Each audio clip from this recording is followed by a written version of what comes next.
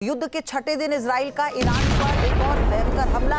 Iran के सनंदज में Israel ने बड़ा हमला किया है। ईरानी ब्रॉडकास्टिंग कॉरपोरेशन को निशाना बनाया। हमले के बाद तेज धमाकों से पूरा इलाका दहल उठा है। तो एक बार फिर से इजराइल की तरफ से ये बड़ी अपडेट है। एक बड़ा हमला किया गया है ईरान पर और ईरानी ब्रॉडकास्टिंग कॉरपोरेशन को निशाना बनाकर हमला किया गया। एक के बाद एक तेज धमाकों से पूरा इलाका दहल उठता है।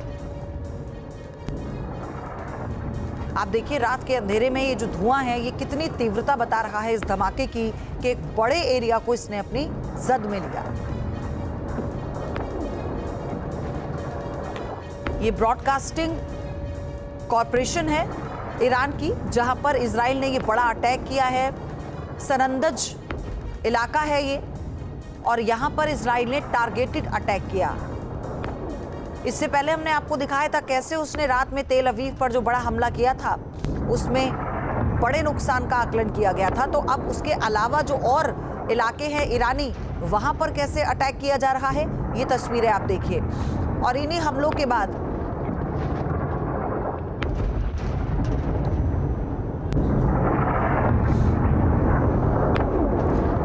और एक और बड़ी खबर, ईरान के पश्चिमी अजरबैजान में भीषण धमाका हुआ है।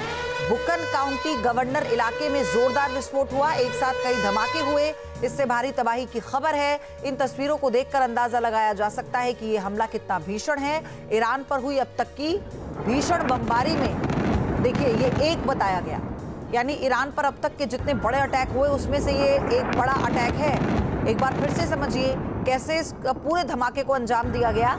ये ईरान के पश्चिमी अजरबैजान में भीषण धमाका हुआ है। बुकन काउंटी गवर्नर इलाका है जहां पर यह विस्फोट किया गया। एक साथ कई धमाके हुए और ये जो अजरबैजान इलाका है ये उन इलाकों में से है वहां के जहां पर पर्यटकों की भी चहलकदमी काफी रहती है और इसीलिए यहां पर जो इंफ्रास्ट्रक्चर है वो काफी विकसित बताया जाता है। और ऐसे में यहाँ पर ये जो धमाका हुआ इसने एक बड़े नुकसान का आकलन किया। रिहायशी इलाके बहुत है यहाँ पर, तो आप देखिए और अंदाजा लगाइए कि हमला कितना भीषण था।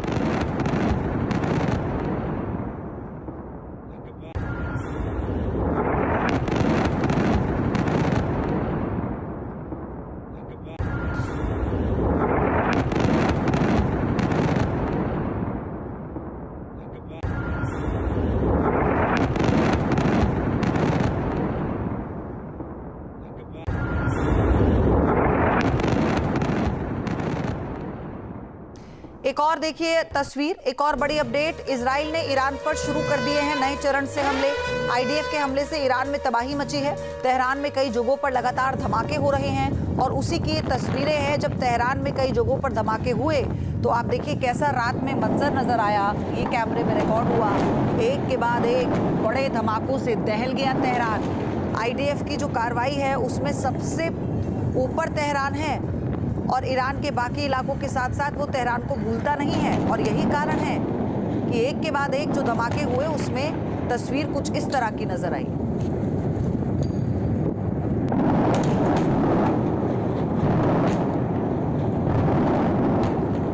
चलिए एक और बड़ी खबर, पश्चिमी ईरान के मानिबंद में एयर स्ट्राइक हुई है। आईआरजीसी बेस पर भारी बमबारी की गई।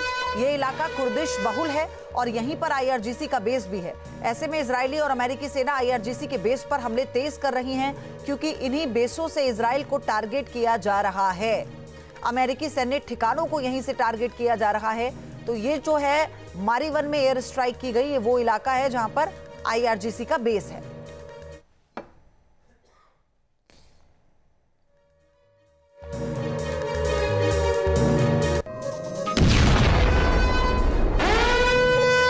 एक और बड़ी खबर, ईरान ने तबरीज पर भीषण हमला किया है।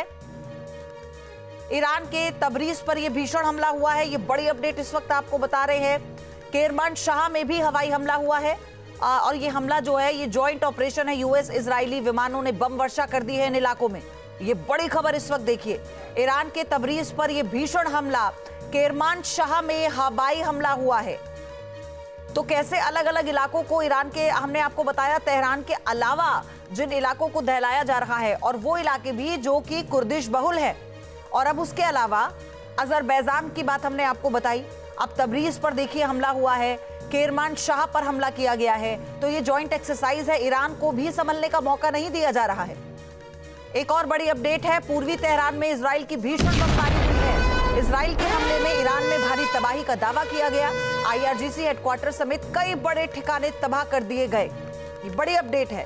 पूर्वी तेहरान में देखिए, पूर्वी तेहरान में इजराइल की भीषण बमबारी हुई है।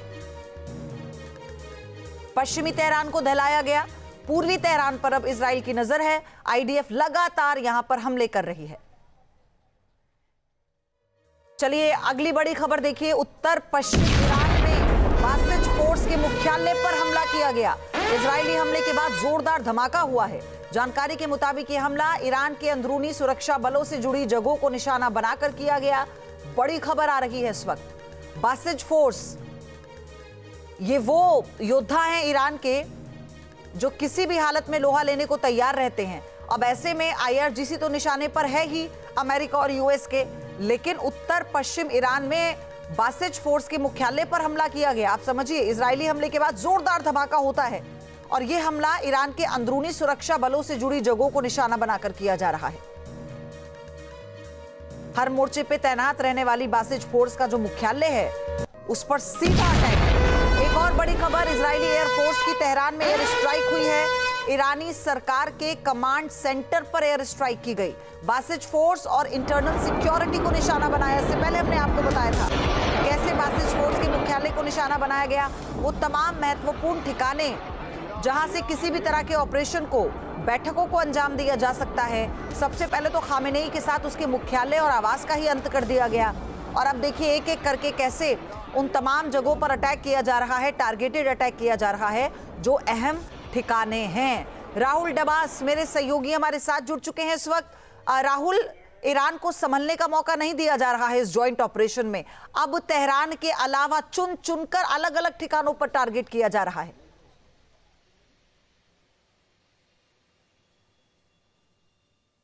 देखिए, दो तीन चीजें हैं जो निकल के आ रही है। बीते 2-3 दिनों की बात करें तो GCC जो 6 देशों का काउंसिल है उसमें से कतर ने स्पष्ट कर दिया है कि अगर 2 से 3 दिन तक इसी तरीके से हवाई हमले होते रहे तो GCC के तमाम 6 देश ईरान पर बैकफायर करना शुरू कर देंगे, यानी लड़ाई की शुरुआत हो जाएगी।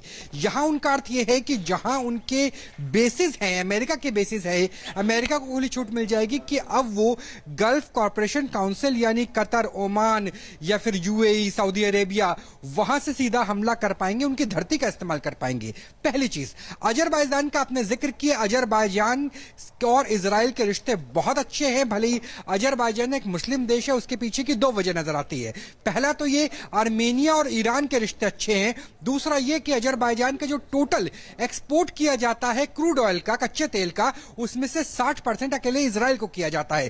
तो अजरबैजान पूरा सपोर्ट खुलकर कर रहा है। उसके अलावा अपने कुर्दिश फोर्सेस की बात की, जो कुर्दिश फोर्स है वो काफी हद तक सीरिया बॉर्डर के साथ कंसंट्रेटेड है, जो एक लड़ाका फोर्स है। और सीरिया के अशर बल असद के जाने के बाद जो इजराइल है उसकी एयर डिफेंस सिस्टम वहां पर मौजूद है। वहां पे जो इजराइल एयरफोर्स है वो अच्छे से उनके एयर स्पेस को इस्तेमाल कर पा रही है। और कोशिश ये है कि उत्तर की दिशा से जो कुर्द लड़ाके हैं वो तेहरान के ऊपर ग्राउंड ऑपरेशन की शुरुआत कर दे। और उससे पहले जितने भी मेजर सेक्टर्स हैं वहां पर बमबारी की जा रही है, चाहे वो टीवी स्टेशन हो, IRGC के अपने मुख्यालय का जिक्र किया, उससे पहले पजिश्कियान जो वहां के राष्ट्रपति हैं उनका जो पैलेस है वहां हमला किया गया। तो इसी तरीके से हमला लगातार किया जा रहा है। तो आने वाले 3 से 4 दिनों के अंदर ईरान के लिए समस्या यह होगी कि अभी जो 2 दुश्मन हैं, इजराइल और अमेरिका, उसके अलावा कई दुश्मन और हो सकते हैं, जिसमें साइप्रस हो सकता है, जिसमें फ्रांस हो सकता है, ब्रिटेन हो सकता है, तुर्की हो सकता है, अजरबैजान हो सकता है, सीरिया हो सकता है, और जो 6 देश